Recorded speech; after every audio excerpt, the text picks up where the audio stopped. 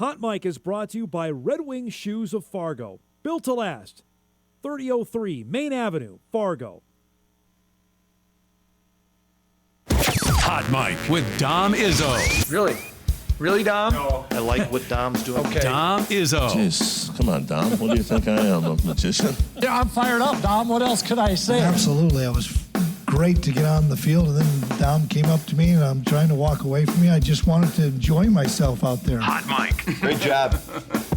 There's got to be some kind of intelligent question about something. Coach Dom Izzo, WDAY in Fargo, North Dakota. Can you give me a layup or something? Hot Mic. Presented by Northwestern Mutual. That program is second to none. On the networks of WDAY. You know, if it's not about sports, I find it very hard to concentrate. Here's Dom Izzo. Good Thursday morning. Welcome, everybody, to Hot Mic on WDAY Extra. Good morning to our friends in Sioux Falls watching on KSFL TV, our friends in Western South Dakota on KNBN, and everybody else on Inforum.com.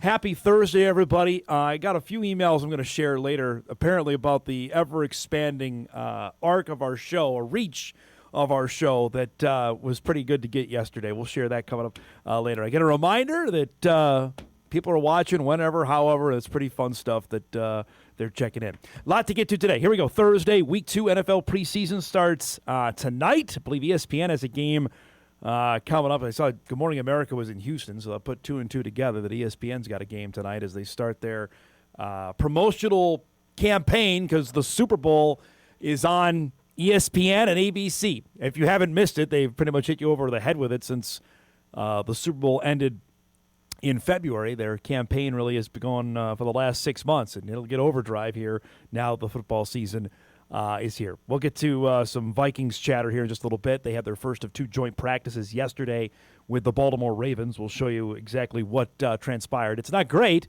but it is some video of teams actually practicing against one another. Considering the preseason game, I don't think you're going to see any of the superstars playing in the game Saturday at US Bank Stadium. We got a lot to get to today. We're on the doorstep of a new high school football season in North Dakota. It officially begins tomorrow for North Dakota 9-man and Class A teams. We're going to head out west today.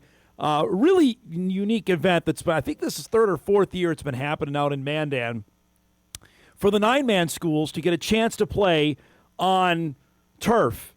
And they will do that again coming up on Saturday. The Region 4 Rumble is back. We're going to check in on that with how this event has grown, the teams involved, and everything. If you're looking for some ball to watch on Saturday out in Mandan, out west, we got you hooked up on that. So that's coming up later on in the program. I will start today. When we came on the air Monday, and I said the lowest point of the Twins' baseball season was at hand. They had just got boat raced 3 straight days by the Philadelphia Phillies. They had fallen 5 games under 500, and Derek Shelton was about as frustrated as you've heard him all season long. So as we start the day today, and the Twins are about to hop on an airplane and go west to San Diego, they are officially in a playoff spot today. They just swept the Atlanta Braves, the most unlikely thing that probably could have happened this entire baseball season, because they just got their butts kicked by Philadelphia the 3 prior days. That's the yin and yang of this baseball season with this team. It's been completely unexpected. And if I have not offered a full-throated apology to Twins fans for casting aspersions, I'm not the only one. In March, in February, when Pablo Lopez got hurt, most of April when things weren't great, here it is that I was wrong. I'm not alone on that. You could save that soundbite. You can play that again and again. Because it's been a joy to watch. It's been a joy to see their bullpen come together. I can't tell you. Cody Clemens has been amazing. Brooks Lee has been really good. None of the guys we were counting on outside of Jeffers has been really good this year. Yesterday was a tour de force against the Atlanta Braves. Highlights from a matinee at Target Field and a crazy kind of game. It's 1-0. Taj Bradley pitching for Minnesota. Ronald Acuna Jr. would deliver to tie the game for Atlanta in the 5th. Josh Bell draws a bases-loaded walk. They go up 2-1, and there's that guy we're talking about. Clemens hammers this. Acuna was trying to fake out the base runners. That was hammered off the wall and right. 2 runs would come in to score. Twins go up 4-1. Same score in the 6th. That's until Atlanta gets back into the game.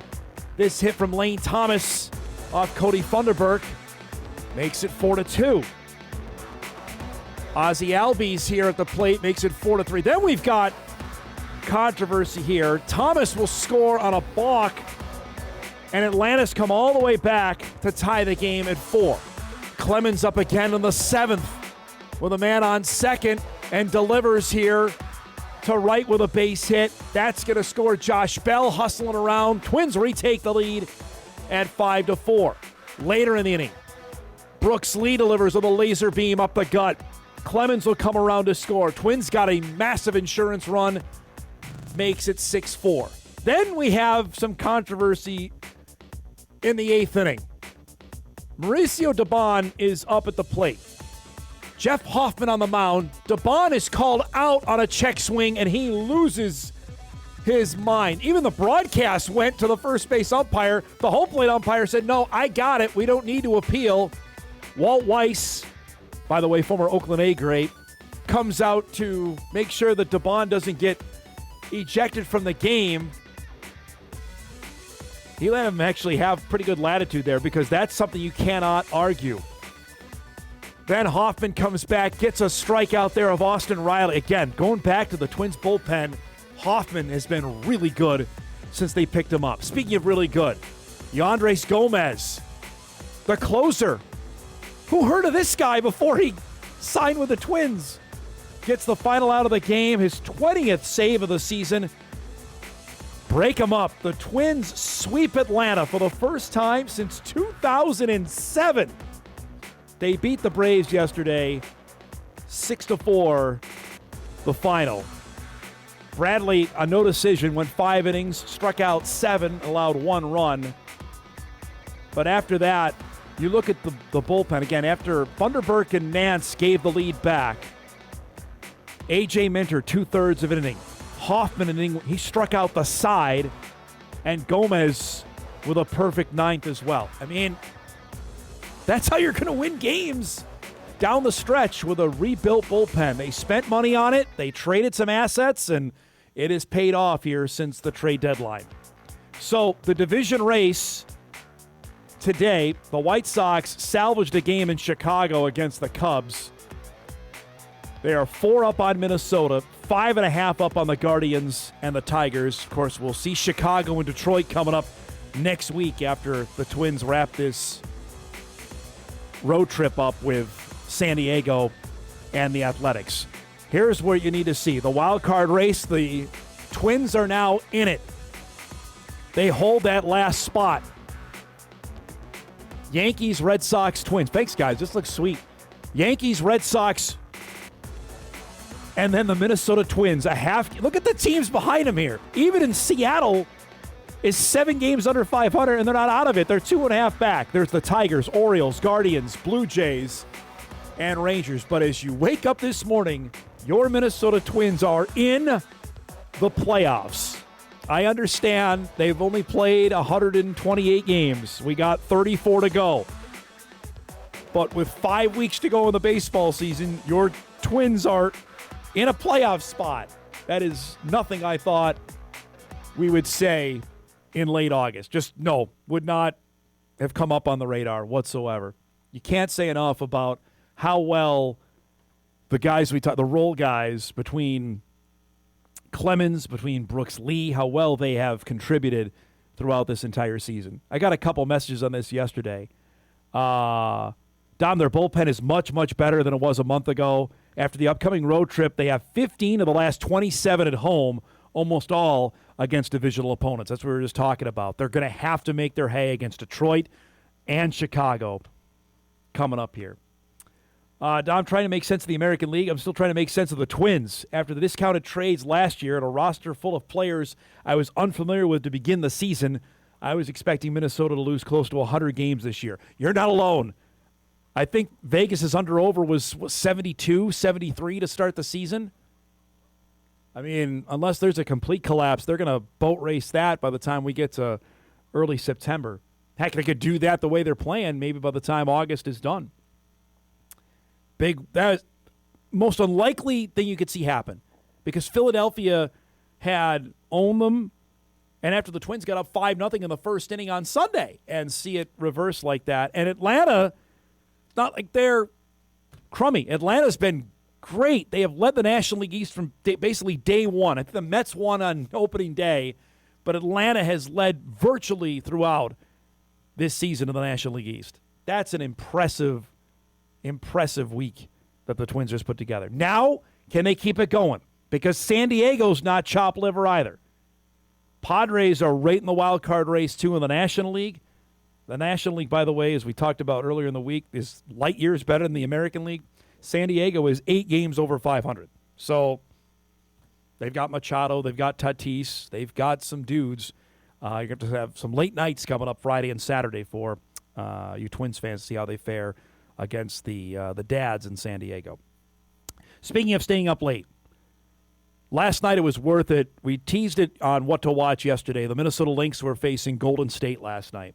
And Golden State has already clinched a playoff spot. They're right with the Lynx, so to speak, 1, 2, 3 with them and Vegas in the standings in the WNBA.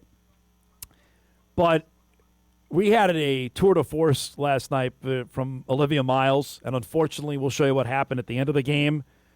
But we talked about this, 6 weeks ago when they were humming that it's beyond her being Rookie of the Year.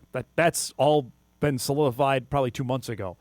The MVP conversation needs to be elevated. And I think it was yesterday on ESPN to say we've got to get the age part out of this. She's been the best player in the league this season. And if you needed a reminder, last night against Golden State, it happened because she was sensational in this game against the Valkyries, who, by the way, Minnesota had never lost to coming in.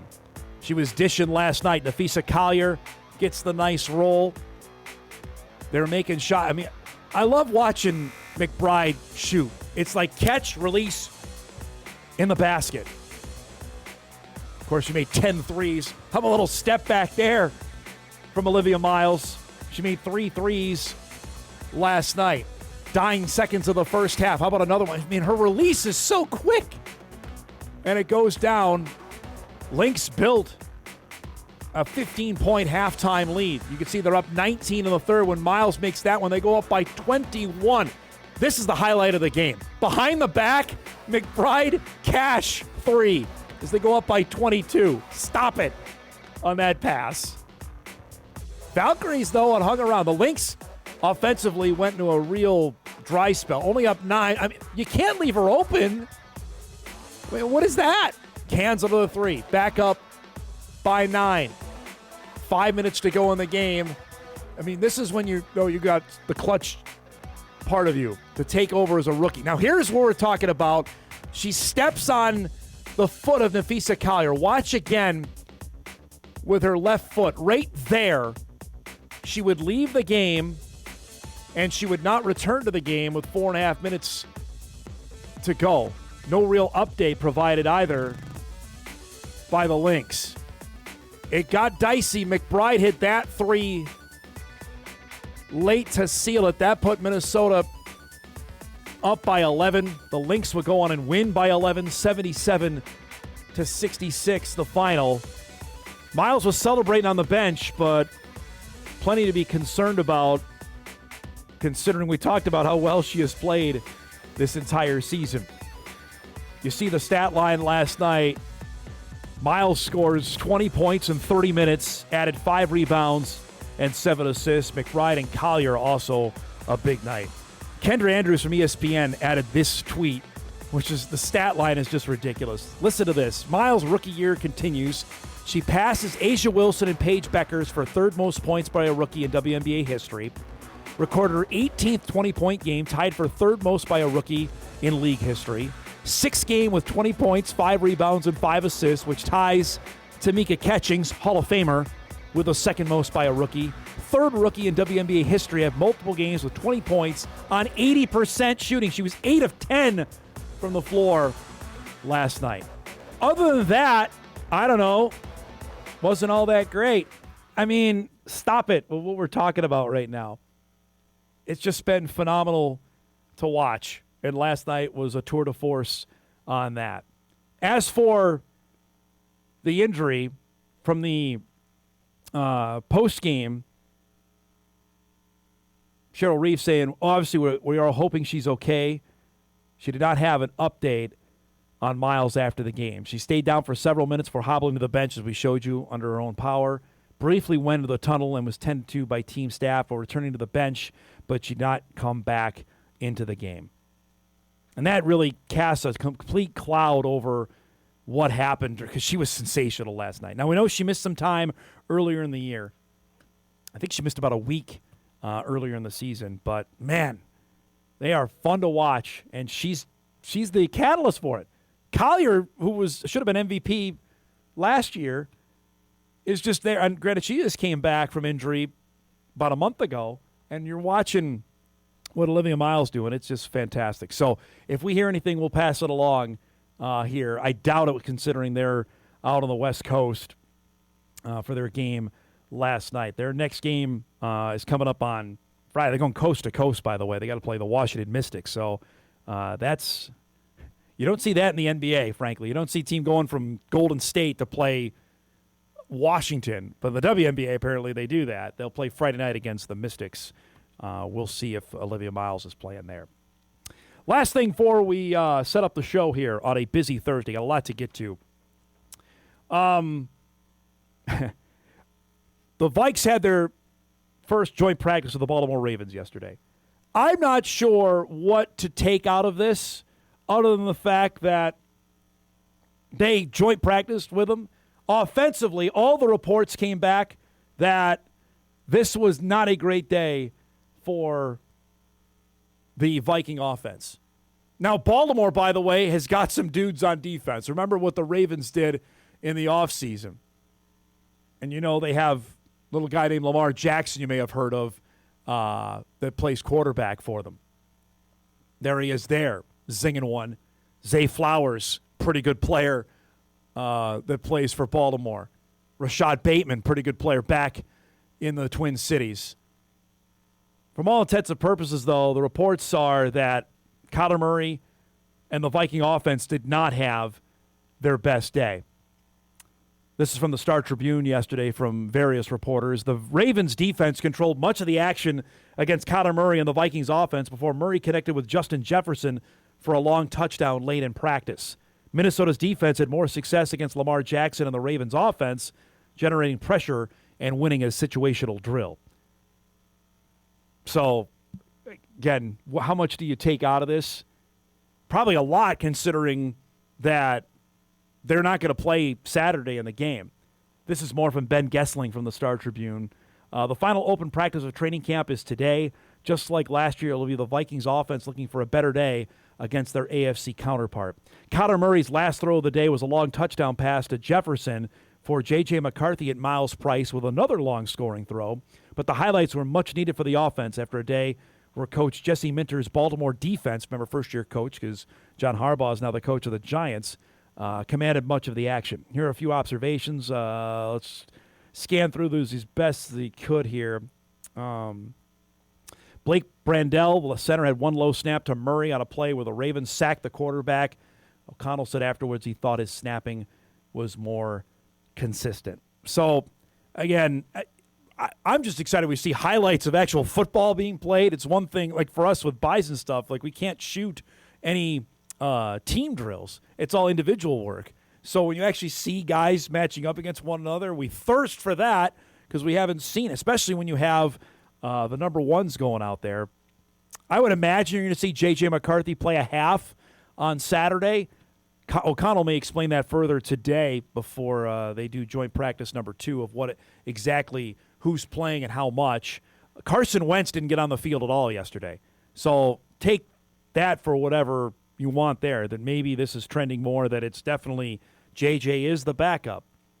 From all intents and purposes, earlier this week, McCarthy had a couple better days at practice. But I would imagine JJ's going to play at least a half, and then combination of Wentz and Brosmer in the second half of the game against the Ravens.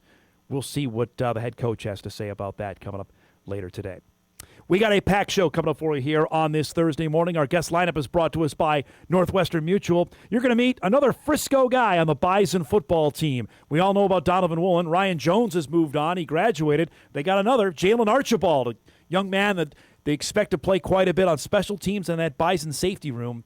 We'll actually talk some Frisco food as well with Archibald coming up at 9:35. At 10 o'clock, our guy Sam Goetzinger will join us. The start of a busy few days for Sam. He's got a game tonight to be calling. And, of course, we're getting ready for the high school football season. We'll chat with Sam about that coming up at 10 o'clock. And at 10:35, speaking of high school football, Brian Nieuwsma will join us from Flasher High School to get us ready, as I mentioned, for the Region 4 Rumble that gets going on Saturday out at Mandan on the new turf out there. 5 games. All 9-man teams facing off against one another. Should be a really fun day, and excited to visit with Brian about the lineup and how this has gotten bigger and better over the last few years. We'll do that to wrap up the show at 10:35. That and a heck of a lot more coming up over the next couple hours. We'll take our first break. When we come back, the first tutorial I'm going to give on how to watch Bison football this year on TV. I was asked about it. We'll do that when Hot Mike returns on WDAY Extra right after this.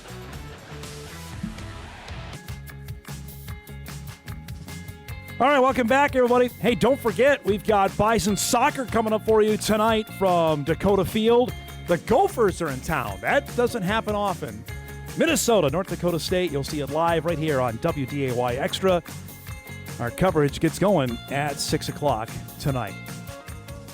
All right, so I got an email, a couple of these yesterday, and I figured as much because, well, now we're under single digits. We're 9 days out from the start of the new Bison football season. And I thought this is something we have certainly talked about ad nauseum since NDSU announced its venture to the Mountain West Conference, that television was going to be an issue. And when I say issue, I mean in the fact that how are people going to watch the games? Where to watch the games? And we're going to do this again on our preview show on Sunday night for people that don't watch Hot Mike on a regular basis. And if you don't, I ask you what you're doing with your lives. But second, to explain this as best we can. And we're going to post this on all our social media channels to let people know. Because understandably so, that people get locked into their viewing habits, understand, well, I already know the Bison are on Channel 6. I'll be able to watch them there. And we are grateful we're going to have a couple games this upcoming season. But that's not going to be all of them. Let me read the email here, and then I'll show what we're talking about. Dom, I'm a huge Bison fan, live in the Brainerd Lakes area.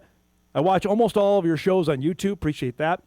I'm getting conflicting information on how to watch the Bison games.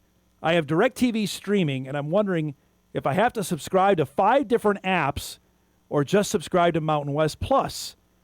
I called a friend, and he said that all I had to do was subscribe to the Mountain West app, and I'd be able to get all the games there.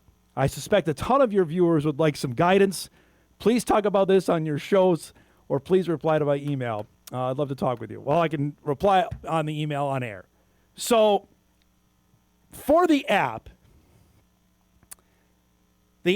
is only going to help you if you are outside of our DMA, our viewing area. And for Brainerd, I would say you are not. You're in it. So the app for games is almost useless for live games. Because if you live in our direct viewing area, right, from obviously everything statewide in North Dakota and certainly east to, I'd say, Brainerd, Bemidji area. I know people get WDAY on the antenna. You're going to be able to watch there. So I say this with fully knowing that our show, Hot Mike, is going to be on the Mountain West Plus app starting Monday, which is exciting for new viewers to come in from wherever across the conference. But for the actual games, you do not need it. This is what you do need for the app. These are where you're going to be able to find the games. So obviously we have 2 games. We have the Fordham game and the UTEP game. So if you live in the WDAY viewing area, you're all set, right? Channel 6 or however you watch us on, if it's KMBY, KMCY, if you watch us on WDAZ, you're all good. ESPN has one game. So if you have cable or satellite and you get ESPN, you can watch the Bison game with Sacramento State. We talked about this yesterday. The CW is also available over the air. CW is just like NBC, ABC, CBS, and Fox. Those core channels that are available over the air, the CW network is the same as way. So that's how you can watch the Wyoming game, the Vegas game, Hawaii, Nevada, or who am I forgetting? Northern Illinois and New Mexico. The only one that may be tricky is the CBS Sports Network.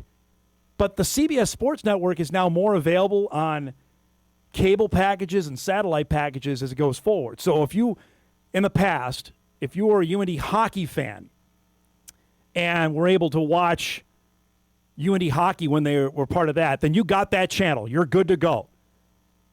So I encourage you all now to go through your cable lineup, go through your cable guide, and see if you have it on your particular cable system, satellite, however you get it, streaming, however you watch television. Because the CBS Sports Network will have 3 games. They'll have the game next Saturday with Jacksonville State. They'll have the game with Nevada in the middle of October, and the finale with San Jose State in late November. That's where the games are going to be viewable.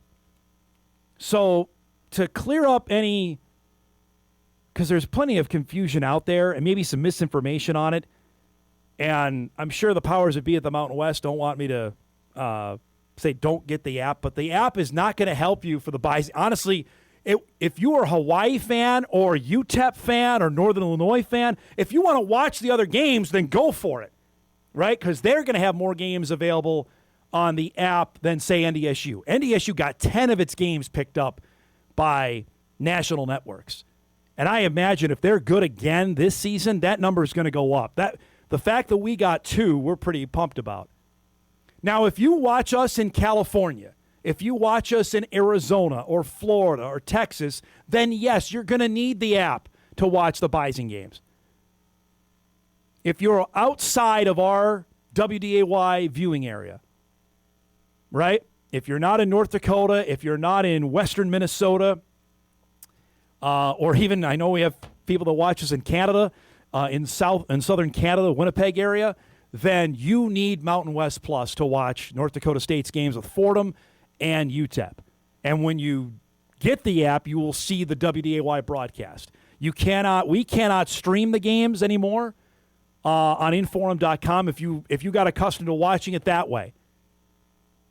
If you got accustomed to watching the Bison play on ESPN Plus over the last handful of years, and Ben, you can come back to me on camera.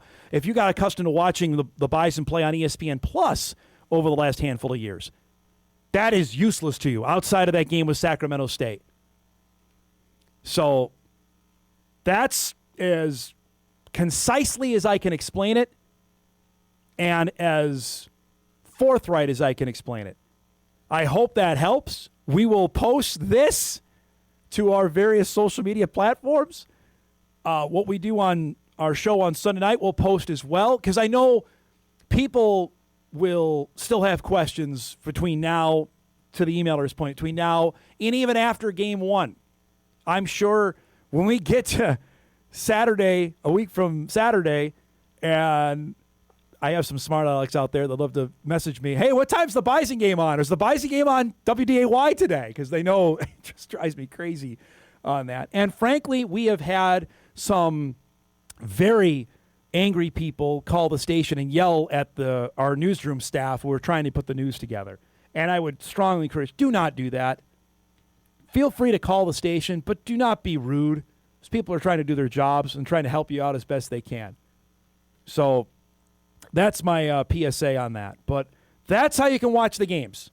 We'll do this again probably next Thursday in anticipation of the opener, and hopefully I explain that as concisely as possible, because I know there's a lot to take in there. All right, let's get back on track because we're overdue here. We'll break. We come back. My conversation with Bison safety Jaylen Archibald about coming from the Air Force Prep Academy to coming to Fargo. That's coming up when we return on Hot Mic right after this. This is Hot Mic with Dom Izzo, presented by Northwestern Mutual. All right, welcome back, everybody. One answer begets another question and another question from that. Dom, will the 2 WDAY games be on KSFL? That's my understanding for our friends in Sioux Falls and the surrounding area. Yes, those games will be. Hulu Live TV, Dom, I have that and set for all games except 2, which will need Mountain West TV. That's what we're talking about. If you're outside of our viewing area, I guess Hulu TV has CBS Sports Network, and the CW obviously is available over the air, ESPN, and FS1. I switched, as people know, I'm no longer a DirecTV guy. I went to YouTube TV in June, which has been swimmingly. I have all those, and I don't have like a super terrific sports package. I have the I don't know if it's the basic one. It's the one that's whatever, $70 a month. Beats the $200 plus I was paying for DirecTV. But be that as it may, I have those. And considering I live in the DMA anyway, I'd be all set. But for those that live outside of our immediate television viewing area, honestly, this is about as sweet a schedule as it can be for TV. And I get it. Switching around to different channels is annoying maybe because you're used to watching. And frankly, I'd love it if you kept watching Channel 6 because that means we had them. But that's just not reality of what it is going to be going forward for them. And frankly, if they're good, you're going to see this happen more. And I would hope we get one to – we're over the moon. We got 2. Let alone we got a league game too, which is awesome. And we'll see. We already know, like, next year the Bison are playing Montana State in Vegas. That's ESPN's got that game. They control that. Sacramento State is the other game we know of right now, which is here. So that's a game controlled by the league. Will they pick that one up? I would tend to think that maybe. We'll see. But tell me how good Sac State is this year. Tell me how good the Bison are this year. How appealing is that game when we start picking? We'll worry about that down the road. But be that as it may, the answer is if you've got a pretty decent sports package or television lineup, you're going to get the games, even if you live outside of our area. If you live outside of our area, you're going to need Mountain West Plus. That's as bare bones as I can say it. Okay. I'm sure we'll spend more time on that over the next 9 days. You're also going to see this guy in the next 9 days from Frisco, Texas, Jaylen Archibald, who has a unique story. We visited with Jaylen when he announced he was transferring in from Frisco, Texas. Went to Frisco High School, the OG high school, as he tells me, the first one that was there before everything else popped up in that great city, and has got to see North Dakota State with his own 2 eyes in person. Basically, he grew up with the Bison going to his hometown for the better part of 11 trips in 15 years. And he actually was recruited by the Bison in high school, decided to go a different route. He went to the Air Force, but he went to the Prep Academy and was there for a year, and you're going to hear his description of that because I think it's really interesting. And then decided to leave, wasn't for him, entered the portal, and obviously the relationship between NDSU and him were still pretty strong. Grant Olson reached out, made a phone call, and a connection was reestablished, and before you know it, he was back. He played sparingly last year, was set back by a injury in fall camp that really limited him because I think he would have played more than he did in 2025. He's healthy and ready to contribute in that Bison safety room, which has got some absolute studs led by Talon Eady and Darius Givens. Here's our conversation with Jaylen Archibald. I feel like last year, it was just a learning experience. It gave me the opportunity to kind of step back a little bit and kind of just focus on what I need to focus coming in, being a new player. For people, Jaylen, don't know your experience of the Prep Academy at the Air Force, can you tell us about that and what that was like prior to entering in the transfer portal and getting here? Yeah, the Prep Academy was definitely an experience. I have a lot of respect for anybody who makes a decision to go or makes it through. But the prep year is very much so just a lot of military. You have a lot of requirements for the military, and then on top of that, school is very rigorous. And, of course, there's the football aspect to it, which was, I would say I wouldn't even consider it 1/3 of the prep school because usually I split it up into military, school, and football. But yeah, it was mostly just military and school, a lot of it. So, yeah. I was going to ask about that. How much football actually was there for you that year? I mean, it was a decent amount. Like, we still practice every week, but we only played about 4 games. And we played against other prep teams and some JUCOs. But, yeah, it was an experience for sure. Yeah.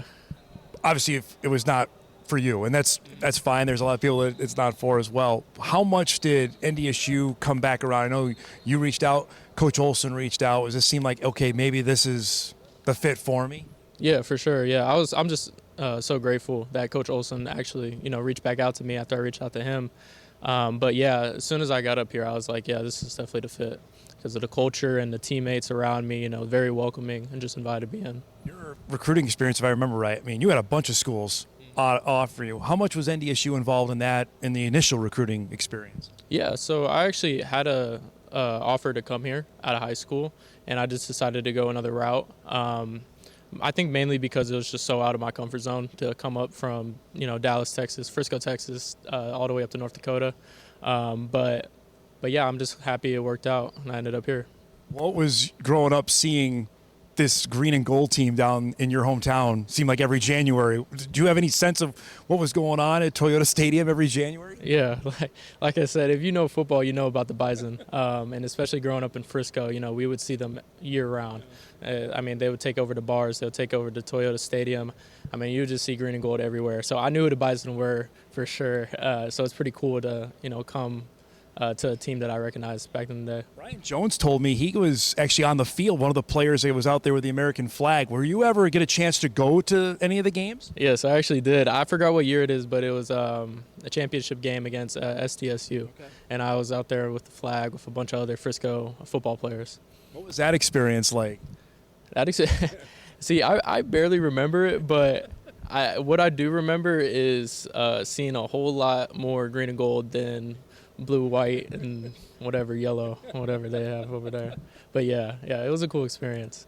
I asked Donovan and Ryan about this as well, about home games on Friday nights in high school, because you played at Toyota Stadium. I know you played at the Star. What was that experience like of the different locales around Frisco?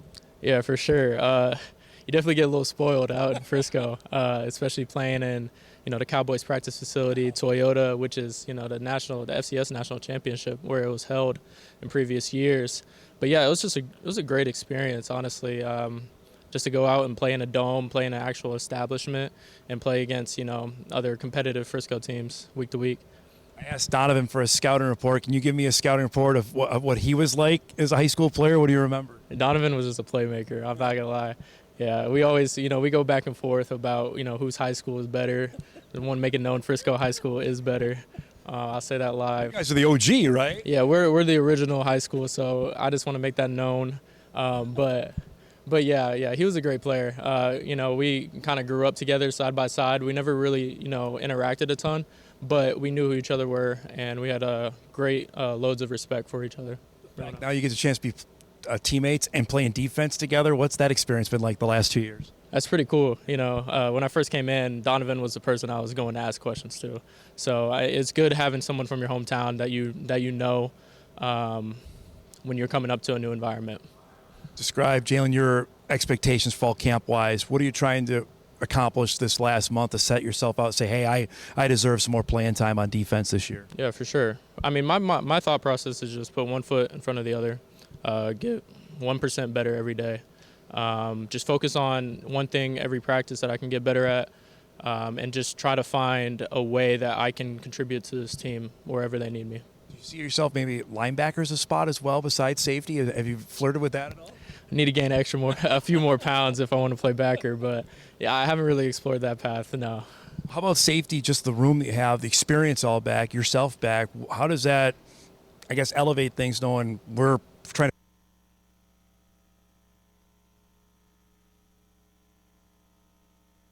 error there with our tape there, but you got the gist of our conversation with Jaylen, and unfortunately you didn't get to hear the end of that with I asked him about the best delicatessens or places to eat in Frisco, which was obviously Hutchins Barbecue for those of us that have dined in there.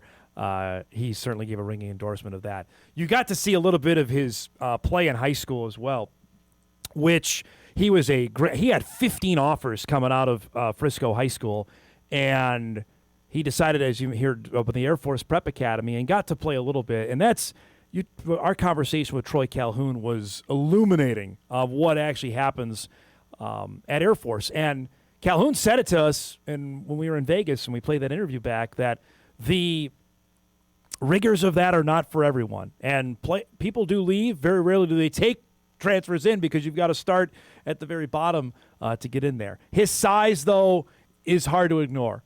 Archibald stands 6'1", 205. In a group that we mentioned, Givens, Edey, Crumby, Will Style plays.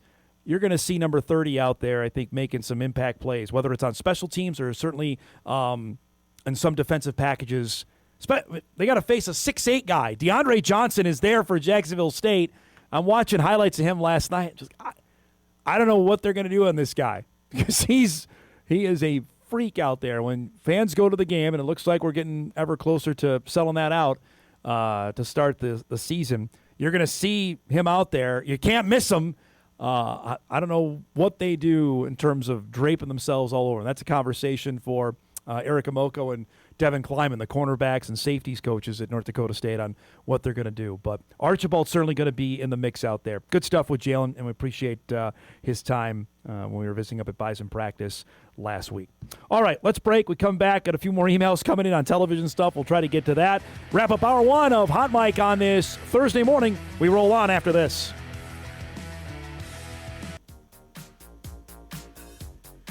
All right, wrapping up our first hour. All right, thanks again to Jaylen Archibald for giving us a few minutes there. Email comes in. Dom, glad you and the team scored a couple games to televise. Didn't I see the UTEP game is considered an out-of-conference game? Nope, that's San Jose State. The San Jose State game at the end of the season is out of conference. The UTEP game is definitely a league game, but the Spartans game at the end is the last non-conference game. Again, the Bison were trying to put a schedule together. They announced they were moving to FBS on February 9th. They had a schedule done a month later on March 9th, which is unheard of. And they had to do some wrangling there. Obviously, Jacksonville State was supposed to play San Jose State in week 0 because San Jose State's going to Hawaii. They're playing a 13-game schedule, which is also, you can do that. The Bison could have done that. They could have played 13 games and only had the one bye. That's part of, we were talking yesterday on the earlier starts to the season. That's also, you don't have to take 2 byes. When you go to Hawaii, that's part of the provision that you get the extra bye. You don't have to take it. You can play a 13th game. San Jose State is opting to do that this season. They traded out Jacksonville State to get a payday with USC for its opener. But long story longer, the UTEP game will be a conference game that we'll have on WDAY, and for those outside of our direct viewing area, Mountain West Plus. This is fitting because it's coming to a head of conversations we've had on sports streaming for the better part of 4 years now, of how much this is built, and I think now I would think for hardened sports viewers, this is second nature. We know exactly how to find the games, right? If you want to find your team, you're going to do that. I think Twins fans found a way to do it. I think it helped that the Twins, for the cable outlets and satellite providers, put them on channels close to what they were already on. That helped, especially for the older audience. That helped them. It yet to be seen on the Wild and the Wolves, because if you make it harder to find, people are just going to say, screw it, I'll do something else, right? That's why the NFL is uber popular as it is, because if you put on CBS or Fox on a Sunday or NBC on a Sunday night, you're going to have it. Now that Amazon has come in and Peacock has come in and Netflix has come in, that's going to make it harder. But how big of a fan you are will determine how much effort you're going to come in to find the game. If you are a diehard, you're going to do everything you can to make sure you're either at the game or you're watching the game. I will tell a quick story on this as a diehard for the New York Football Jets. When I first moved here, I've told this story probably before. You do this when you've done this for 7 years. You probably tell repeat stories, so I apologize. But when I first moved here, the Mets were in first place in the National League East. And this is in the days of the old extra innings baseball package, for those that remember. I called up then Cable One, which is now Sparklight, and I called them and I said, hey, I'd like to, I signed up for cable and I'd like to get the extra innings package. And there was a long pause on the other end of the phone. And the woman said to me, sir, I don't know what you're talking about. I said, Major League Baseball has the extra game package. Again, long pause. Oh, we don't offer that. Oh, what about the, I think it was NHL. Oh, we don't have any of those. Like, oh, my gosh. And the Mets were in first place. They won the division, I think, 2 weeks after I got here. Couldn't see it, let alone the football season. And the Jets were pretty good then. Again, it's 20 years ago. I didn't have satellite at the time. Got it pretty soon after, but couldn't watch any of the games. I would remember this vividly. I would go to the old the Buffalo Wild Wings on over by the mall, and would watch like the first half of a Jet game, or tailgaters over here by the station would watch the first half of the Jets game and then come to work on Sunday because I would find a way to do it. But my larger point is, depending on how big a fan you are, you will go the extra effort, spend the amount of money to find the games. And I think for Bison fans, you're in a good spot this year. You don't have to do that. The games are pretty much available. FS1 is more available than it was 13 years ago when the Bison played Kansas State. It's readily out there now. CBS Sports Network has a pretty good carriage rate as well. And CW, as I mentioned, is available. Is as much as you don't equate it to a sports channel, I think like USA as well, even though USA's had Olympics on now for the last decade or so, CW is trying to market itself as that. They've got golf, even though it's live. They've got NASCAR. They have college football. They have college basketball that they want you to go to that channel. And Bison fans are going to have to do it 5 times this year to find their games. All right, let's break. We come back. Our guy Sam Goetzinger will join us. We'll chat some Bison football on the field stuff. He's been up at practice. Get his thoughts about that. The high school season right around the corner. Fun times with our guy Sam coming up. We come back. Start hour 2 after this. This is Hot Mike. Hot Mike. On the networks of WDAY. WDAY. Here's Dom Izzo. Let's take a moment and talk about bunions. The original line read as this: bunions. You may have heard of them. That was my original line. Hey, thank you, Dom. Johnny Cool Guys there with the sunglasses on. That was off the dome.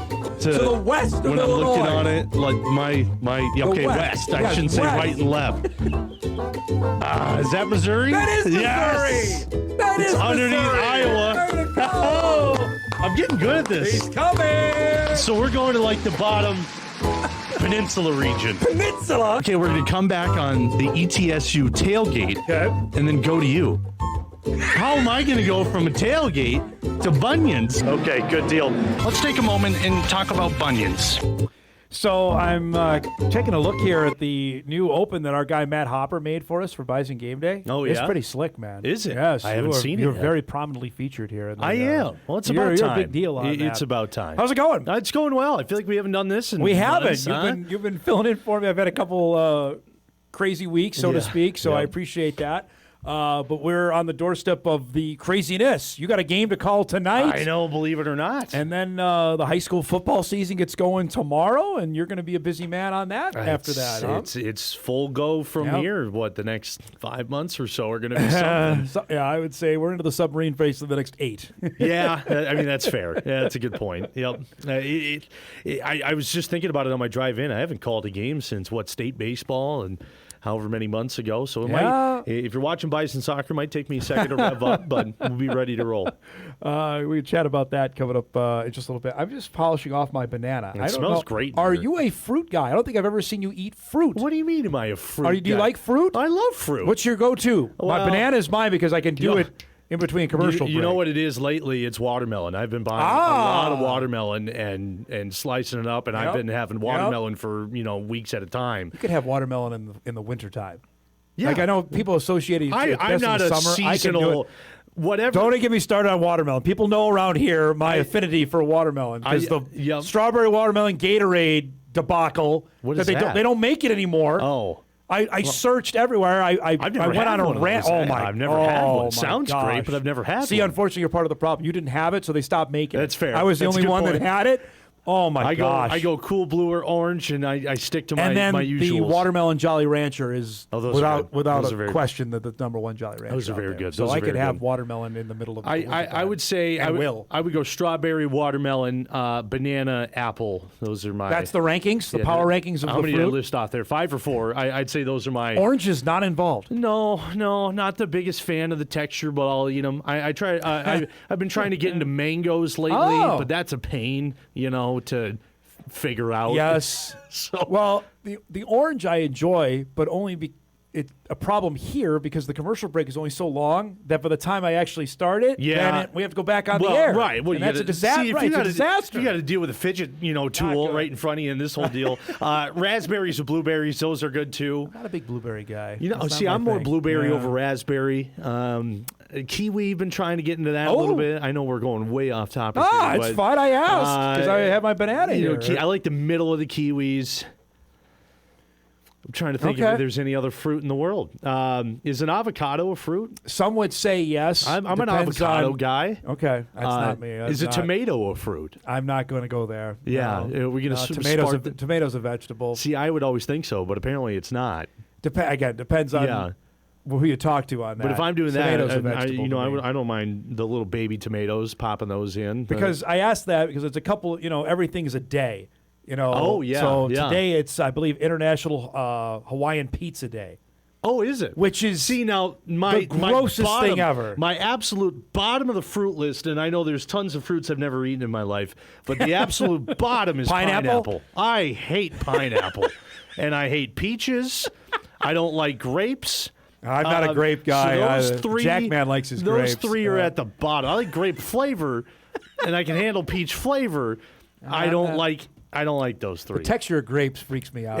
Same deal. I was having this conversation with somebody. When I was in preschool, they would give us those fruit cup deals, like in the little plastic things, and those scarred me. So I can't do those three. So Hawaiian pizza, I've never had it. I'm not going to have it. Is pineapple either Canadian bacon or ham?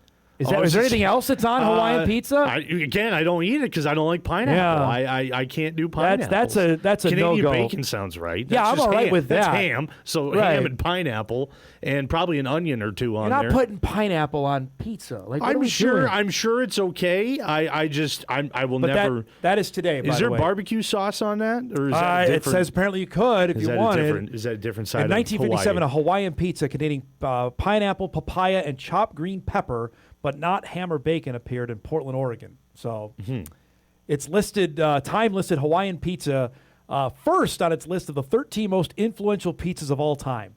What?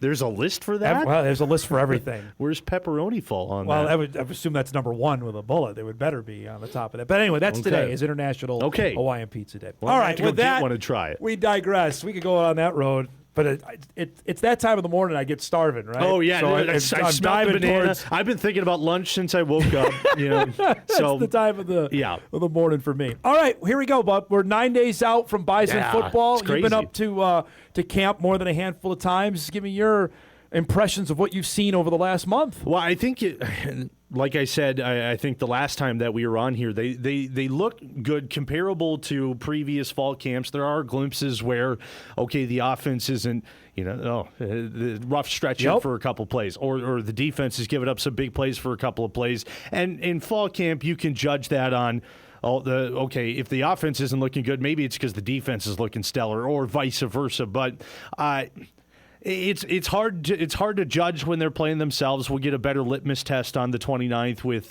Jacksonville State coming in, which is actually a really good challenge for week one or game one of the new FBS era, if you will. But I think all in all, when you compare it to fall camps previously, I think things are going on a positive note. It doesn't sound like injuries are too crazy, especially in the fall. I think there were a couple of big losses in the spring that we have touched on with Braylon Tolliver going down, and but that opened up the door for a guy like Naoti Puni, who came in and could potentially be a rising star, if you will, in this offense. We'll have to see. I'm not 100% sure, but I think otherwise the good news is that Kessel seems to be okay. He's back at practice on Monday when we were up there, he's trending. He's going to be back. That's always scary when you get anybody, but especially a big name guy who goes down and pads are off and we're still early in practice, so it's good that he's starting to ramp back up. But on that front, it seems to be okay. So again, we just don't know how good this team is really until the 29th or maybe even a couple of games after that. It's funny because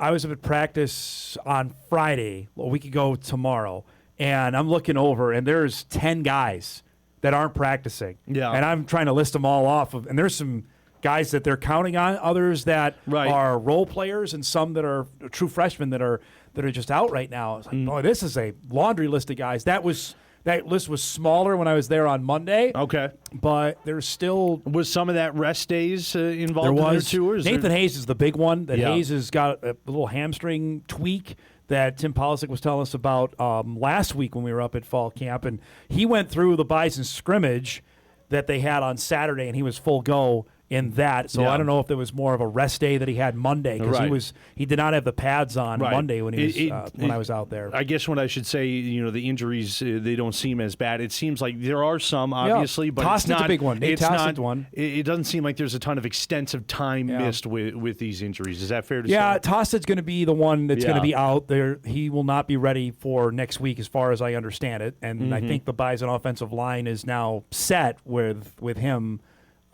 being out of the mix. That's the one. Kessel was the other one.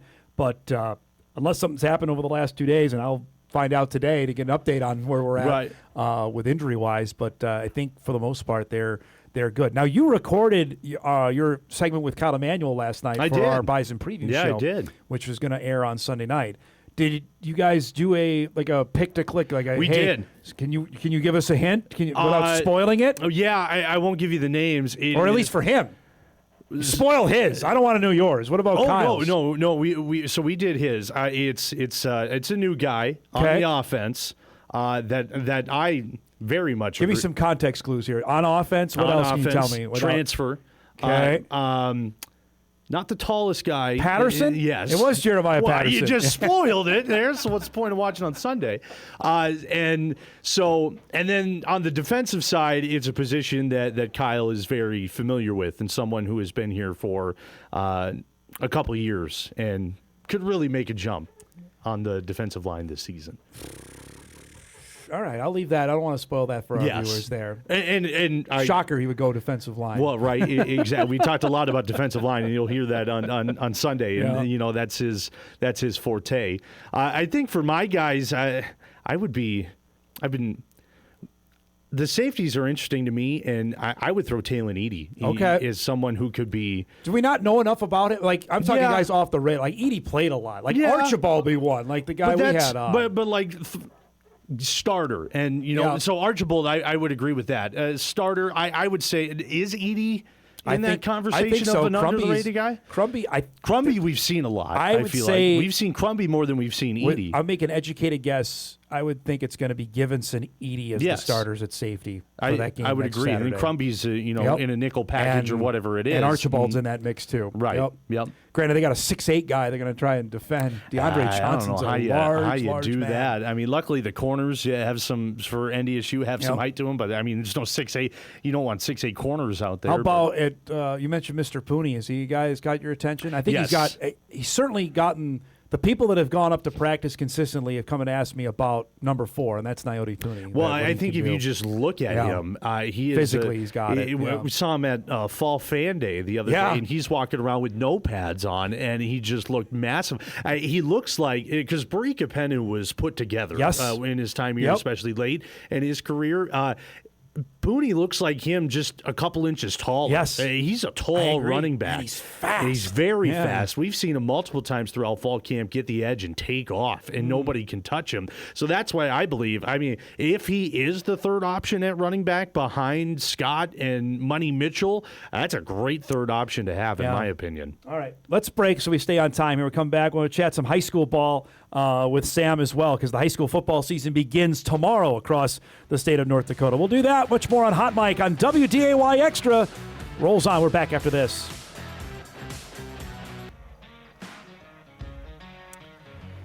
All right, welcome back, everybody. Don't forget, the aforementioned Bison Football Preview Show comes up Sunday night, our second one. Sam, myself, Kyle Emanuel here from.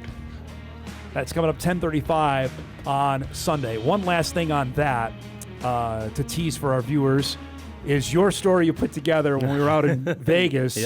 Visiting with the variety of players and coaches about North Dakota State coming in, and it's tremendous. So it's really good. Oh, I appreciate that. Some colorful language to describe North Dakota State joining the Mountain West. That's about right. You just have to watch it and see what we're talking about. But all in all, I think we got the vibe when we were there in Vegas. A lot of people knew about North Dakota State football, but they don't know anything about the state of North Dakota. And but they knew about the football team, and I guess that's what's important. And they're excited to come here and see what the Dome. A lot of people know about the Dome and want to play in the Dome. They're excited about that. And that's the thing. The exposure of the FCS playoffs had for the general college football fan, but also the college football audience, the players and coaches, because they would watch the Bison because their seasons would be done or they're prepping for a bowl game.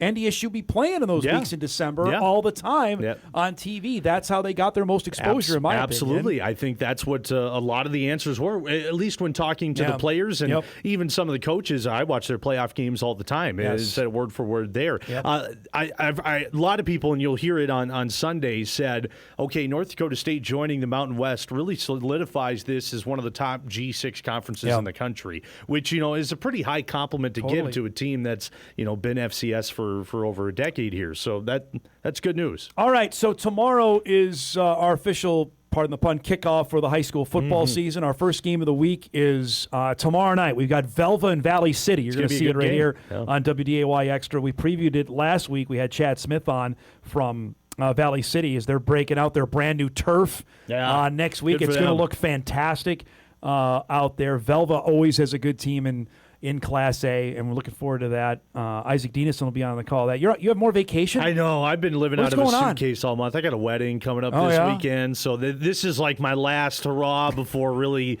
honing down, locking in Fargo. I've been all over the place, but This is a college friend? No, this is an old high school, or I should say childhood friend that I grew up with. Okay. So, and are you in it? He's getting married to someone I graduated with, so it's all the whole Are you crew. in it? If you count an usher as being that's part in of it. Yeah. So I'm in Absolutely. it, I guess. So you're at that age range where everyone's getting married, and you're getting asked to either go or be in it. Yes. I remember that. I had essentially. There was a stretch. I was in like 10.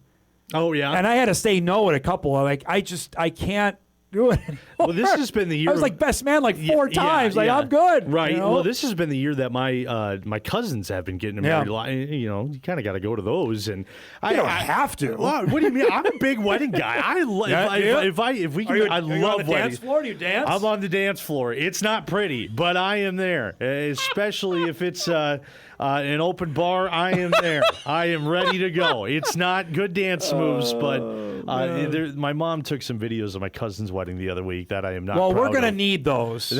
I'm afraid we're going to have those. I don't think you part want of our those. intro for you now. No, Yeah, you could. We're gonna need I'll that. make sure they get some horizontal films and we get the photographer. Yeah, I was going to say this weekend. Can we make that happen? Yeah, I'll do my best. I've been working on some moves, trying to limber up a little bit and working with the cheer team at Fall Fan Day about what I can do better in my my limbo. So off of that, you'll be back next week, but you're going to be our guy. The biggest games of the week. Yes, you're going to be on the call coming up throughout the fall, which is really awesome. We're changing things up a little bit with our high school coverage. Yep. Most weeks we're having 2 games. There are some weeks we're having 3 games, but the one game that's on WDAY Extra, we have the capability now to do 2 camera shoot, cameras, which is I'm always a big fan of that, especially at a high school regular season game because you don't see that everywhere. Have the ability now for replays, which is awesome. I know that's one thing going on all these games in the regular season. Are there replays involved? Where's the replay? Sometimes in a one camera stream in the way that we did in the past, you can't do that. It's just impossible for us to do it now we'll have the opportunity to do that. So you will make so many people happy about that because the amount of emails or calls I've got it. It's been overwhelming, so that'll be awesome. We have that going out. I'm excited for that. So this year, and then of course, we're going to be focusing on volleyball, on soccer in the fall. We're going to try to dip our toes into everything possible over the next couple of months. So this is going to be a really, really busy time, but excited for it. And it's going to change, obviously, at Bison Game Day a bit, where you will still be part of it, but you and Kyle will be here for the road games. Yep. So that's going to be a different look for everybody, that you're going to be staying here for the trips that we're going to be making. With how busy the schedule is now, and now Kyle is a new father, and he got to be home for that. So it makes sense, and I had some people ask me the other day at the fall day as well if I was going to these road games. No, we're sticking back here, and it's just easier for our schedules to get things done. I know you guys did it a couple of years back when Logan was we did do it that way. In my role, and so it's going to be something similar to that. We got a great monitor wall in the studio, Absolutely. So let's show it off, and we have the technology to be able to do that. Where you guys are there and we're here, so try it. Plus, I know how much of a fan you are of getting up early. I don't think you're missing out on it's true being up at 6 a.m. when we go to California or New Mexico. I think you're going to be. I was talking to Kyle about that yesterday. Uh-huh. We can wake up and 9 and just show up. We don't roll out of bed and come over. We could show up at 10:15 or 10:10. Yeah, you do that. Let me know how that works out for you. Just race into the studio and be good to go.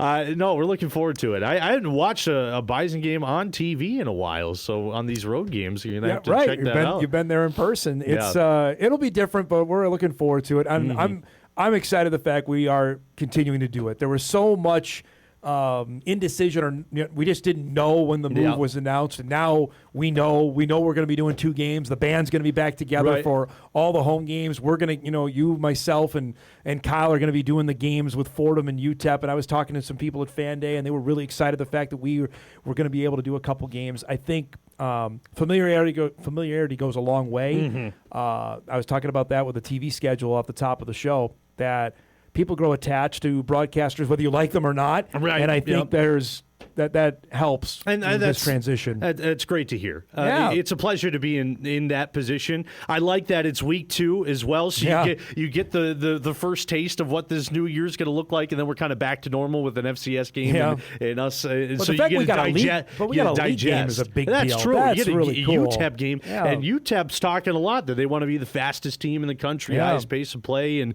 new coach in there as well. So that should be an exciting game. Email comes in, Sam. Who are the contenders in the EDC this fall? For which in football? Well, which class is? Well, I'm assuming it's 3A. Well, 3A, but we already know 2A. Well, yeah, okay. 2A is kindred.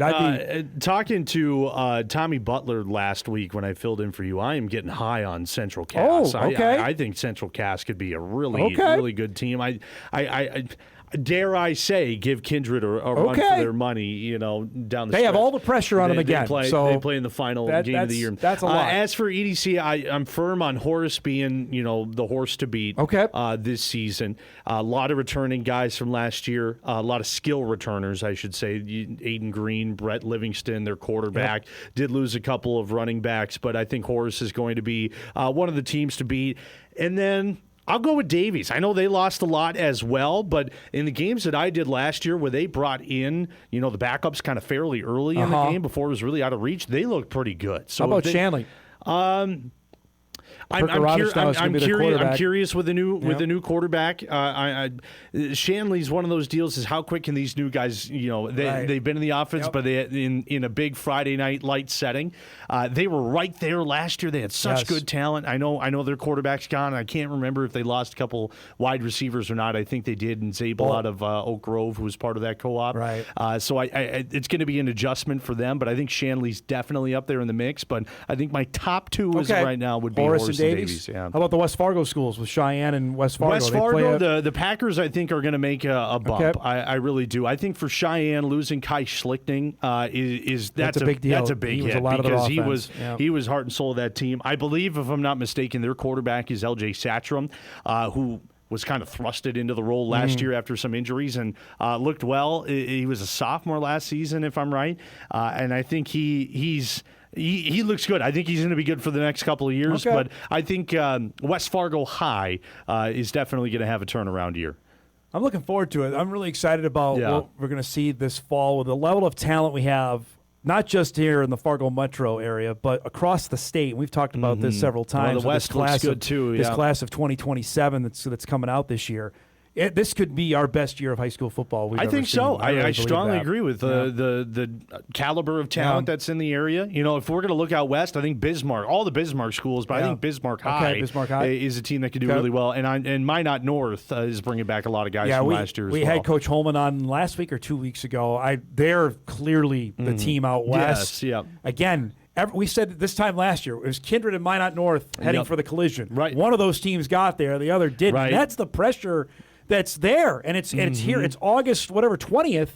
The Dakota Bowl's 3 months from now. That is not going away. Right. It only ratchets up every week for each of those teams. Well, especially if you stumble a little bit. I mean, that ramps up as well. And, Devils Lake did phenomenal last year, knocking off Kindred, but they lost a slew of seniors. Oh, they lost a really good class. So we'll see how they bounce back as well. My point on that is just it's a lot for a 17 or 18-year-old kid to have it that. Is. You know what I mean? It is. Yeah. Like, everybody thinks you're going to win. Everybody thinks you're going to win the state championship. And because you have two guys that are going to go play Power 4 football, one at Clemson and one at Minnesota, you better dust the field. Yeah. And that's just not how it works. No, I mean, that's the beauty of sports. Yeah. It's tough. But it's a lot to deal with, man. Expectation and pressure is a tough thing. It's a privilege, but it's tough. All right, we got to go.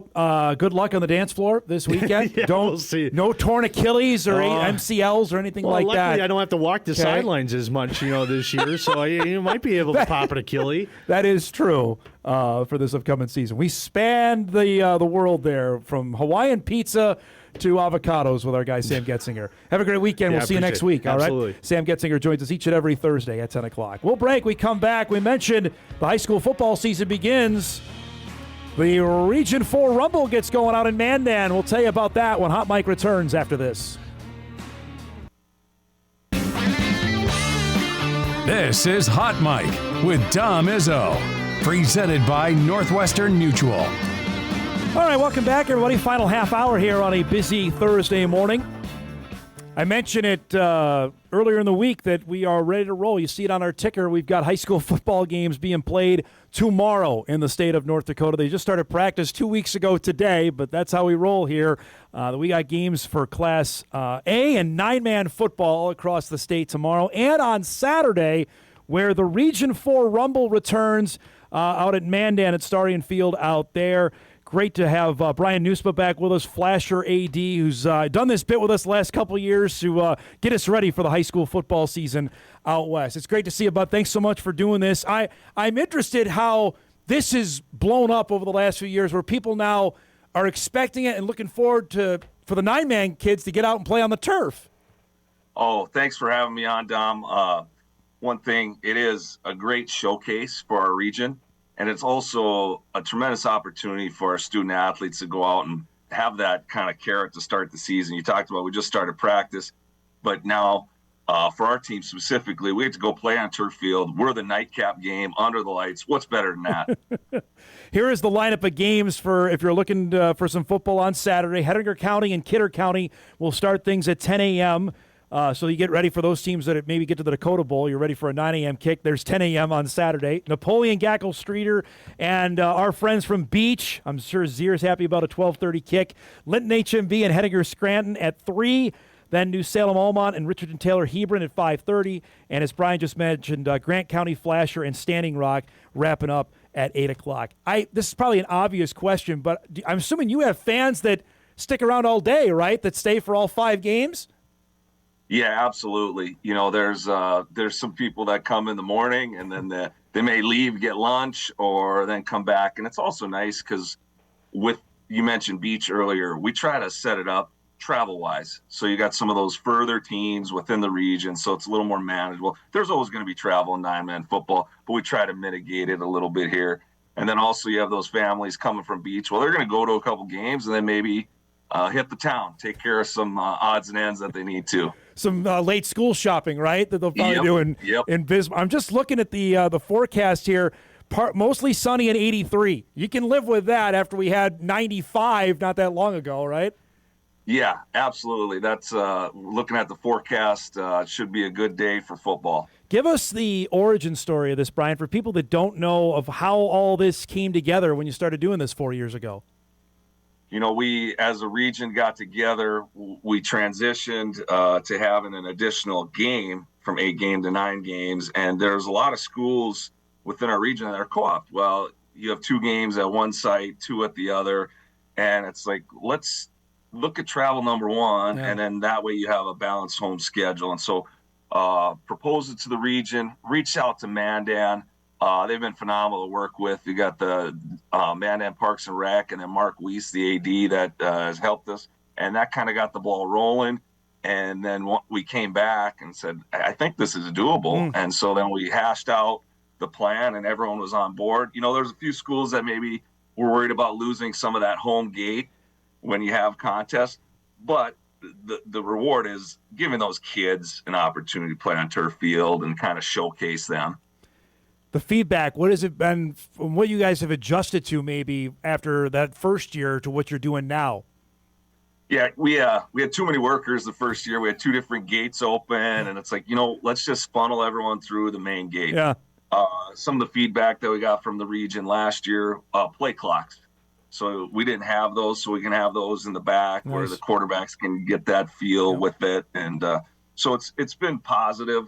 The feedback, there's little tweaks here and there as you go, but, kudos to Terry Benz. He works very closely with me and getting this set up. And we were talking this summer. He's like, it kind of runs itself now that we've done it a few years. So it's pretty smooth. And also all the region teams contribute their home chain gang. If you're the home team, you bring the chain gang, you're bringing the clock. So it's a truly Region 4 effort to pull this off. How does the schedule work in terms of the opponents? Is that rotate, or how does that all come about for who plays who in this?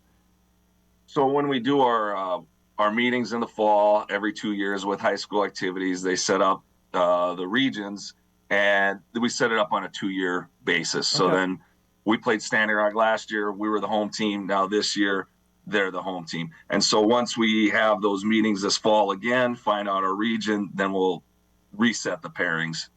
The fact especially for your school, for watching Grant County Flash, for those kids that go out on the turf, especially the first time, can you give us some of the reactions you've seen from some of your kids out there? They love it. Yeah. We're fortunate to go to Valley City for the team camp. We had a scrimmage at St. Mary's last week. And so they've been on turf fields, but it's different when you're playing a game there and having that feeling of, hey, I'm playing just like the big boys or the guys on Saturdays and Sundays. The fan turnout for this, I mentioned that some stick around all day. How has that been? Is that something that keeps growing? You expect even more turnout maybe on Saturday?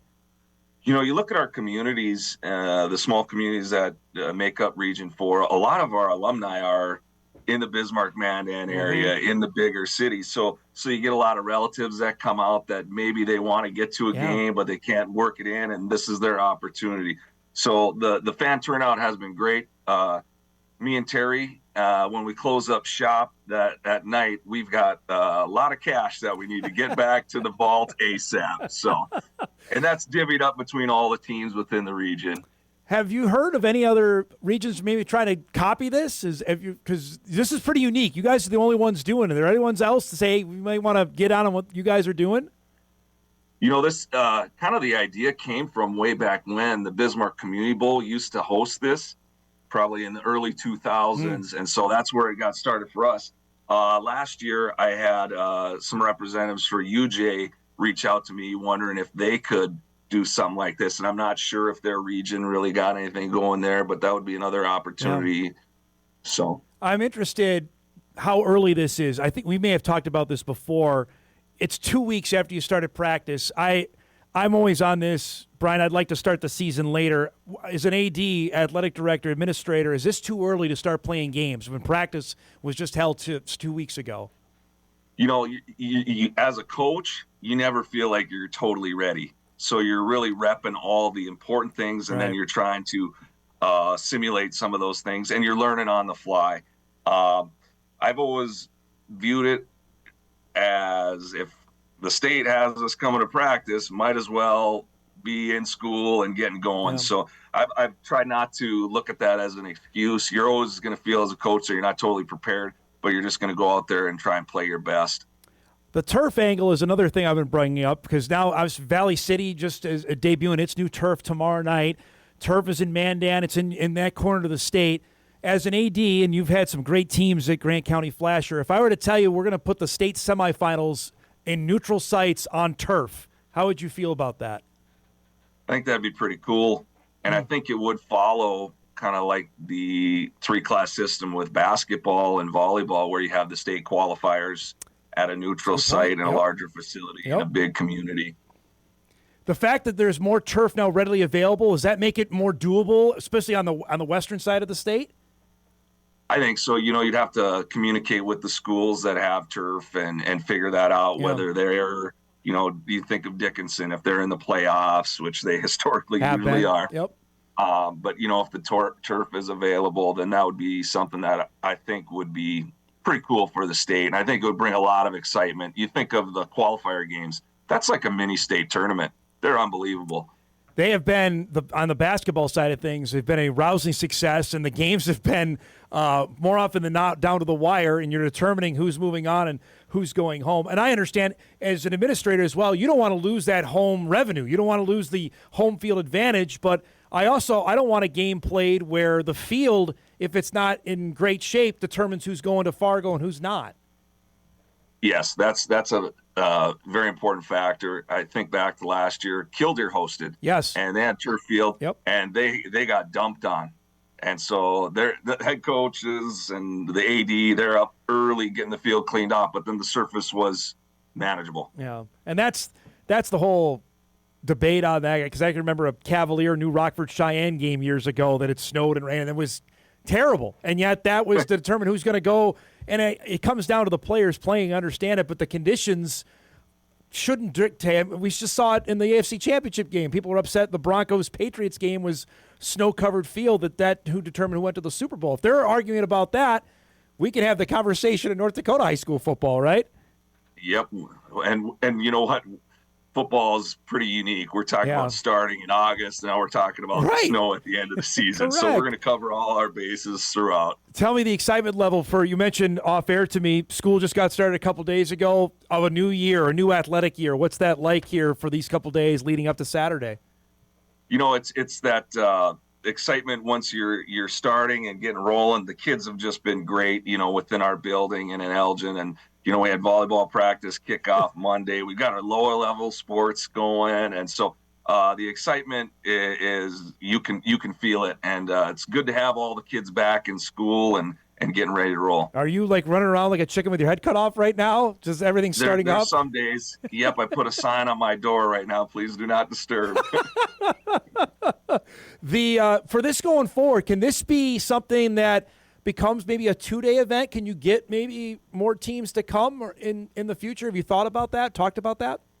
We talked about some of the changes that we made. That was one of the recommendations I proposed to our region at our meeting. I said, do we want to do this starting early in the morning, all day Saturday, or want to split it up, do some Friday night and then Saturday? And the region was kind of unanimous, keep it all on Saturday. Mm-hmm. But if there was another region that wanted to do it, that might be something down the road that we could look at. Well, I think it's an awesome idea, and it really gives me the feel of, okay, here we go with high school football, and those kids get a chance to play on the turf is really good. And you look at some of the teams playing too. I mean, the 9-man polls came out. Yep. You've got, Linton, Napoleon, we're receiving votes. So, I mean, it's going to be some good football. So if you're able to get there, come on out and watch. Do you still have a Freeze playing there, or are they all graduated now? No, we got one. We got one Freeze left.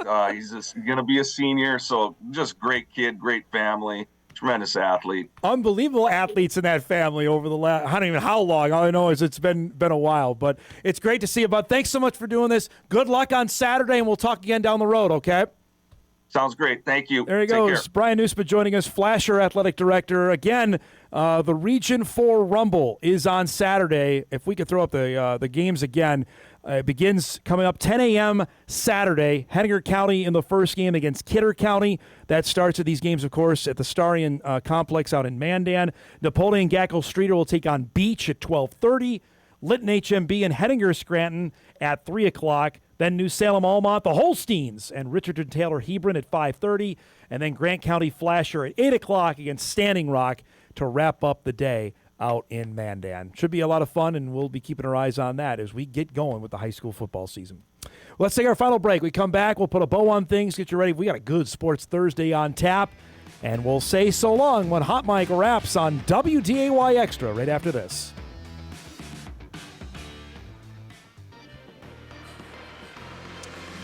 All right, wrapping things up here on a Thursday. We're back with you tomorrow on the opening day of the high school football season. Thompson head coach Brady Schwab is going to join us. Also, Corey Provis from lovely San Diego as the Twins get ready to take on the Fighting Dads out there for a big 3-game set that's coming up on our program tomorrow. Looking forward to that, our first football Friday of the year, and should be super exciting. Looking forward to a brand new season. As Sam was talking about, our coverage is going to look a little different this year, and that only natural with our change for Bison football, that we're not doing whatever with 9-10 games like we've typically done in the past, that now we can maybe shift our resources in a little different area while still committing as best we can to cover Bison football, and you're going to see that. And I'll explain that probably more next week in terms of how Bison Game Day is going to look going forward, and our commitment with we're still going to do a post-game show, even at for you diehards out there at 12:30 at night when we wrap up in Colorado Springs or in Albuquerque.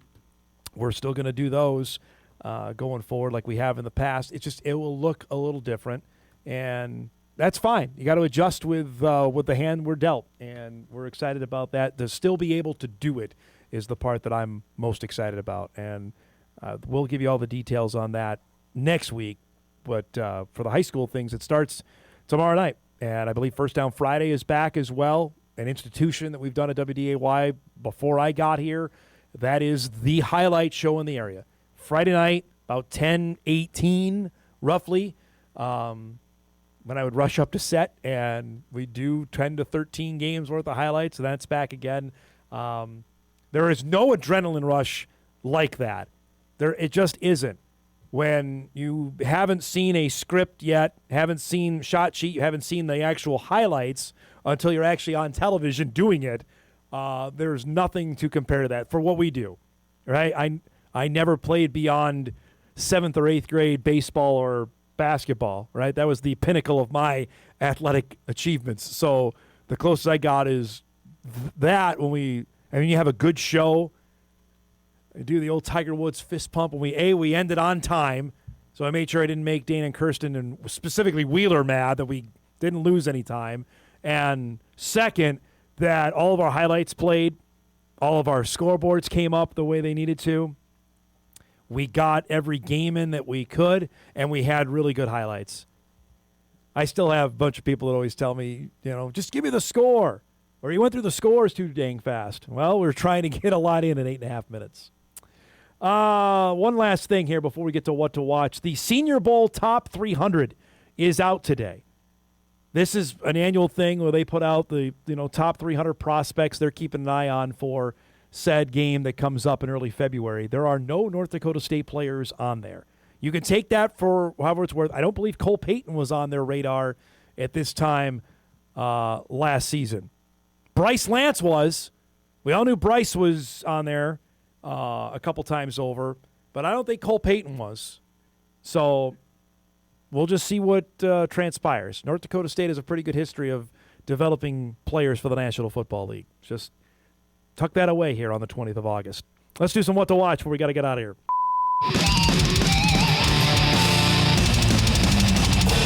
All right, if you golf nerds out there, the second stage of the FedEx Cup playoffs gets going later today. Don't forget, of course, we've got Bison, Minnesota soccer tonight. 6 o'clock for that from Dakota Field. Our guy Sam Goetzinger on the call of that. BMW Championship gets going today, 2 o'clock on the Golf Channel. 49ers and Chargers, we'll see Trey Lance tonight, 9 o'clock on the NFL Network. Big one on the WNBA as well between Dallas and Indiana at 7 o'clock. Our thanks to Jaylen Archibald, to Sam Goetzinger, and Brian Nieuwsma. Missed any of the show, you can podcast it later today at Inforum.com. You can watch a complete replay on WDAY+. Thanks for making us part of our day, everybody. Have a thrilling Thursday. See you back here tomorrow.